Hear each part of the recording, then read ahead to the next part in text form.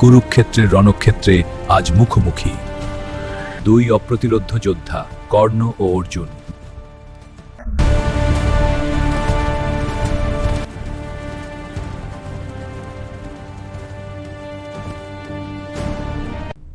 অধর্মের পক্ষ যে নেবে তাকেই আমি পরাস্ত করব। দুর্যোধনের বন্ধুত্বের কাছে আমি প্রতিজ্ঞাবদ্ধ। কর্ণ, আজ আমাদের যুদ্ধ হবে ধর্মের জন্য, ন্যায়ের জন্য। অর্জুন, আজ আমি দেখাবো কার শক্তি প্রকৃত সত্য।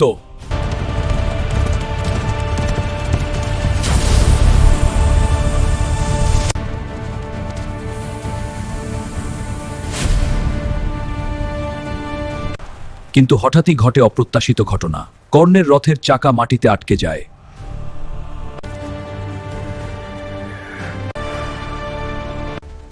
অর্জুন, এখন সময় এসেছে। হ্যাঁ কৃষ্ণ, আমি প্রস্তুত। পার্থ, এখনই সময়। ধর্ম রক্ষার জন্য দ্বিধা করো না।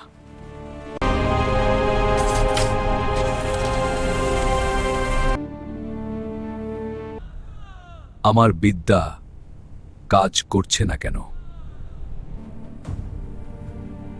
কর্ণ, ক্ষত্রিয় হয়ে ব্রাহ্মণ পরিচয় মিথ্যা বলে আমার থেকে যে বিদ্যা তুমি লাভ করেছ, তোমার কঠিন মুহূর্তে সেই বিদ্যা তুমি ভুলে যাবে।